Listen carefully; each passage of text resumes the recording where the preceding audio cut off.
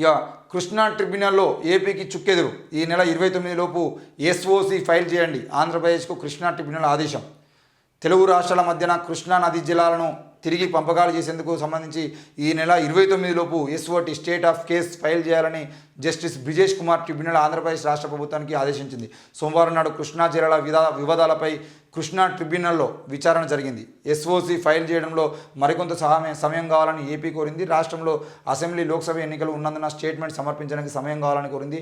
AP వాదనపై Telangana ప్రభుత్వం అభ్యంతరం వ్యక్తం చేసింది. పెండింగ్ కేసులకు ఎన్నికల కోడ్ అడ్డంకి కాదని ట్రిబ్యునల్కి తెలిపింది. ఎస్ఓసి ఫైల్ చేయడంలో కావాలని ఏపీ ప్రభుత్వం కాలయాపన చేస్తుందని ట్రిబ్యునల్ దృష్టికి తీసుకుపోయింది.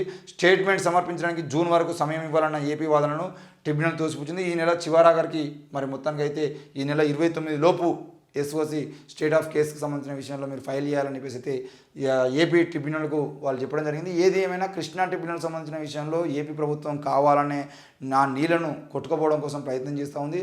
ఆ విషయంలో తెలంగాణ కూడా గట్టి పోటీ ఇస్తుంది. మరి మొదట్లో తెలంగాణ ప్రభుత్వం వాళ్ళకి సపోర్ట్గా సంతకం పెట్టిందని చెప్పేసి బీఆర్ఎస్ ప్రభుత్వం ఆరోపణలు చేసినప్పటికీ ఇప్పటివరకు దాని మీద క్లారిటీ ఉండదు.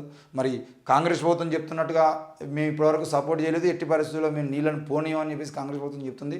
అదే యువతే కొడంగల్పై కుట్రలు 10 ఏళ్ళు దేశ ప్రజలకు ఎలాంటి మేలు చేయని బీజేపీ సర్కారుకు ఎందుకు ఓట్లేయాలి? తెలంగాణ రాష్ట్ర అభివృద్ధికి ఎలాంటి నిధులు ఇవ్వాలని బీజేపీ సర్కారుకు ప్రధాని నరేంద్ర మోడీకి రాష్ట్ర ప్రజలను ఓటు అడిగే హక్కు లేదని చెప్పేసి రేవంత్ రెడ్డి చెప్తున్నాడు. మరి ఓటర్లు తమ తీర్పుతో ఈ కుట్రలకు చరమగీతం పాడాలి. కొడంగల్ అభివృద్ధిని అడ్డుకునేందుకు బీజేపీ కుయుక్తులు 100 రోజుల్లోనే రూపాయలు 5,000 కోట్లతో అభివృద్ధి పనులు చేపట్టాం. పాలమూరుకు జాతీయ స్థాయి హోదా సాధించలేకపోయినా బీజేపీ జాతీయ ఉపాధ్యక్షురాలు అరుణ తెలంగాణలో ఓట్లు అడిగే హక్కు బీజేపీకి లేదు.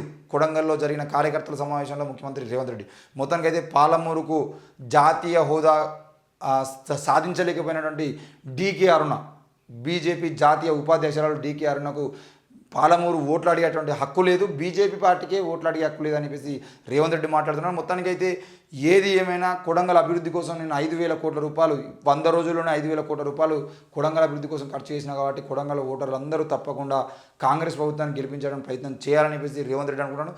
మొత్తానికైతే రేవంత్ రెడ్డి కొడంగల్ మహబూబ్ నగర్ ఎంపీ సీట్ను గెలిపించడానికి ప్రయత్నం, ఎందుకనంటే ఆ వంశీచంద్ర రెడ్డిని మొదటగా ప్రకటించిండు అభ్యర్థిగా. మరి ఏఐసిసి ప్రకటించకముందే సొంతంగా ప్రకటించిండు, ధైర్యం చేసిండు, వంశీచంద్రుని గెలిపించడానికి ప్రయత్నం ఎందుకు చేస్తున్నాడు అంటే కొడంగల్లో ఓడిపోతే అంటే మహబూబ్ నగర్ ఓడిపోతే పరువు పోయేటువంటి అవకాశాలు ఉన్నాయి కాబట్టి. ఎందుకంటే రేవంత్ రెడ్డి పుట్టినిల్లు, రేవంత్ రెడ్డి నియోజకవర్గం అందులోనే ఉంది. రేవంత్ రెడ్డి ముఖ్యమంత్రిగా ఉండి ఏం చేసినావు, నీ నియోజకవర్గంలో నీకు ఓట్లు పడలే అని చెప్పేసి అందరూ ఆయన మొహం మీద మాట్లాడతారు కాబట్టి ఎక్కడ ఏం చేయాలో అర్థం కాని పరిస్థితుల్లో కొడంగల్ మీద ఫోకస్ పెట్టిండు. మరి పక్కపడిన నాగర్ కర్నూలు మీద కూడా ఫోకస్ పెడతానంటే నాగర్ కర్నూలు వదిలేసి కేవలం మహబూబ్ నగర్ మీద మాత్రమే ఫోకస్ పెట్టి తిరుగుతున్నాడు. మరి ఆయన 5,000 కోట్ల రూపాయల కోసం కేవలం కొడంగల్కి ఖర్చు చేసినట. మరి రాష్ట్రం మొత్తంలో మిగతా నియోజకవర్గాలను ఎవరు పట్టించుకోవాలన్నా మరి రేవంత్ రెడ్డికి తెలుస్తుంది విషయం. పార్లమెంట్ ఎన్నికల్లో తనను దెబ్బకొట్టేందుకు కొడంగల్ను పావుగా వాడుకునేందుకు బీజేపీ బీఆర్ఎస్ పార్టీలు కుట్రలు పన్నుతున్నాయని సీఎం రేవంత్ రెడ్డి సంచలన ఆరోపణలు చేశారు. కొడంగల్లో తమ పార్టీని దెబ్బతీసి తన ఇమేజ్ను తగ్గించాలని, తద్వారా అభివృద్ధిని అడ్డుకోవాలని బీజేపీ మహబూబ్నగర్ పార్లమెంట్ అభ్యర్థి డీకే అరుణ ప్రణాళికలు రచిస్తున్నారని వాటి కుట్రలను విఘ్నులైన ప్రజలు తిప్పికొట్టాలని సూచించారు. పార్లమెంట్ ఎన్నికల సందర్భంగా సోమవారం రోజు వికారాబాద్ జిల్లా నియోజకవర్గ కేంద్రంలోని తన స్వగృహంలో నియోజకవర్గంలోని అన్ని మండలాల పార్టీ కార్యకర్తల సమావేశం నిర్వహించారు. ఈ కార్యక్రమంలో పాల్గొన్న ముఖ్యమంత్రి ఎన్నికల నిర్వహణపై ముఖ్య నాయకులు కార్యకర్తలకు దిశానిర్దేశం చేశారు. మొత్తానికైతే మరి కొడంగల్ నియోజకవర్గంపై ఆయన ఫోకస్ పెట్టిండు. మరి మహబూబ్నగర్ జిల్లాలో ఆయనను ఓడించడం కోసం డీకే అరుణ విపరీతమైన ప్రయత్నం చేస్తుంది కాబట్టి అవన్నీ అర్థం చేసుకొని మీరు నాకే ఓటేయాలని చెప్పేసి రేవంత్ రెడ్డి అంటాడు. కొత్త ఏడాది రాష్ట్రానికి శుభం కలగాలని చెప్పేసి ఉగాది సందేశంలో ముఖ్యమంత్రి రేవంత్ రెడ్డి చెప్పడం జరిగింది. సీఎంకు తప్పిన పెనుముప్పు, కాన్వాయ్లోని కారు టైర్ పేలి టెన్షన్, డ్రైవర్ అప్రమత్తతో తప్పిన ప్రమాదం. మొత్తానికైతే సీఎం కాన్వాయ్లోని ఒక కారు టైర్ పగిలింది.